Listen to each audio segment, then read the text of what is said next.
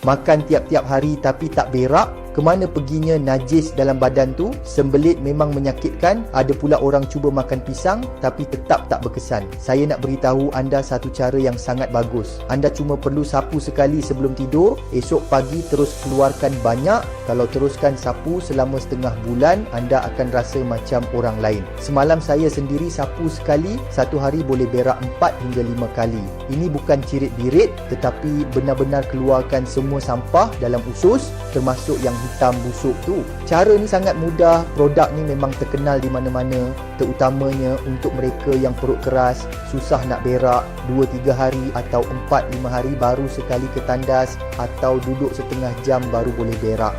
Cuba beli benda ni, ia bantu anda baiki fungsi perut, sihatkan usus dan melancarkan pembuangan. Bagi mereka yang najis keras dan sedikit, usus tersumbat, perut buncit dan sakit, padahal tangan kaki tak gemuk tapi perut buncit, itu tanda fungsi perut lemah, metabolisme perlahan.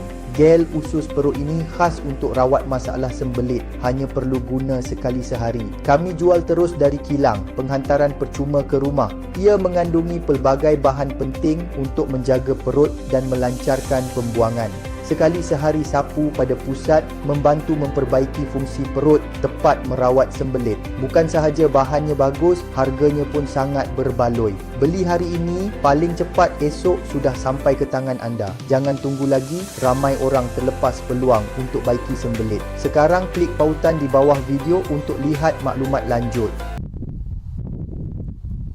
Now, the main way you can tell you've got a hawthorn tree is by its leaves. These leaves have 5 lobes. They're deeply lobed, and these lobes alternate in different directions.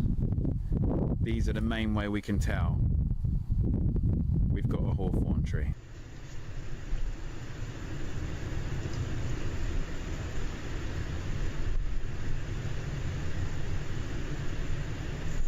So the humble hawthorn tree is pretty simple to identify, but just so you're confident and I'm confident, let's compare it to a tree that you don't want to accidentally mistake for the hawthorn tree, and that's the poisonous yew tree. Now the yew tree, if you look at its leaves, totally different to the hawthorn. The yew tree's leaves are like needles, the hawthorn leaves with the 5 lobes. And then when we look at the berries, when we compare the berries, on the left we have a hawthorn berry, that looks like a little red ripe apple, and then on the right we have a yew berry. Now you can see the yew berry's red flesh doesn't completely encapsulate the seed. Now these are the comparisons.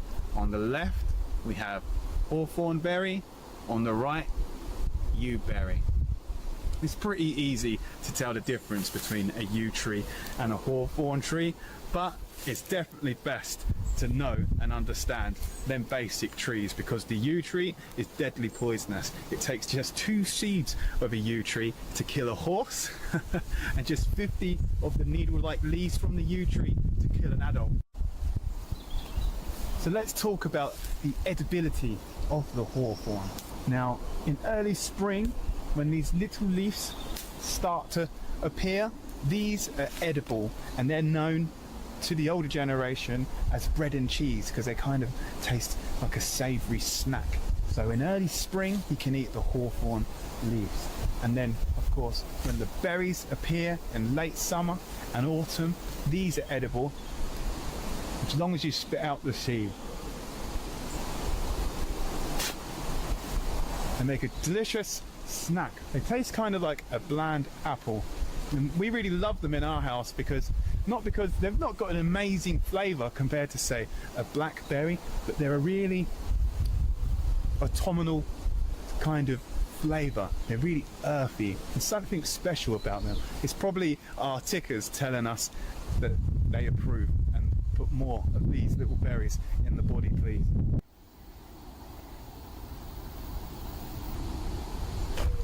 Now there's lots of recipes you can make with hawthorn berries, and there's lots of reasons why you should. For one, they're a powerhouse in polyphenols. These are an antioxidants that you can find in plants. And secondly, it's just a really good fun recipe to get out with your friends and family, and you can create it together. It's a bit of work, the hawthorn berry recipes. It's not as simple as a little boil. There's a bit of hand labour going on, but the end result is a much more unique recipe. Now, one of the most popular recipes of hawthorn is hawthorn ketchup. With a little bit of medium through a sieve, sugar, vinegar, you can create your own ketchup alternative. And this is rich in all them antioxidant properties. And it tastes surprisingly like ketchup. I'm a bit of a ketchup snob personally. I love ketchup. I have ketchup on nearly everything. And this gets the thumbs up from me. And secondly, what we'll show you how to make today is Stelly's new recipe, hawthorn honey.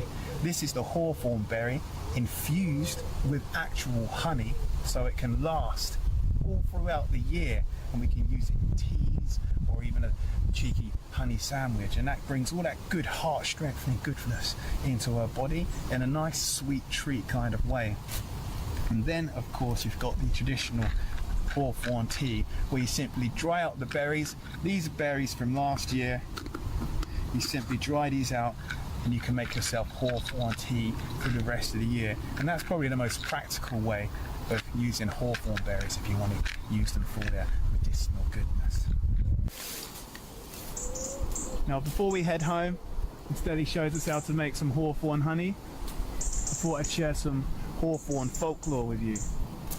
It's been believed for a long time in folklore that cutting down a hawthorn tree is extremely bad luck. And do you know why? Because it's said that the fairies are the guardians of the hawthorn tree, and they actually live underneath hawthorn trees. And if you did cut one down, then they would seek revenge on you, and soon you would perish. So that literally means the fairies, if you cut down a hawthorn tree, will hunt you down and kill you. And that superstition still runs deep in society today, and many people probably don't even know why that their granddad said, oh, we're not cutting that hawthorn tree down. But now you say, why? And they say, oh, because it's unlucky. But that's where that folklore comes from, and that's why you'll find many hawthorn trees just like this one standing alone in the middle of fields still today. Now these fairies, although they're extremely protective over the hawthorn tree, it's completely fine if you want to come and collect some berries, leaves or blossoms from the hawthorn tree, as long as you're well mannered and polite. And it's said that if you happen to be a bride, then the fairies, you don't have to be polite, the fairies will welcome you with open arms to collect the berries and blossoms, because they want the hawthorn tree to symbolise relationships and love. Well, I've got enough berries now for what we need to do. Of course, remember, only take your fair share. Nature can provide for everyone's needs, not everyone's greeds. So I've taken my fair share of hawthorn berries for this year. So let's head home and make some hawthorn honey.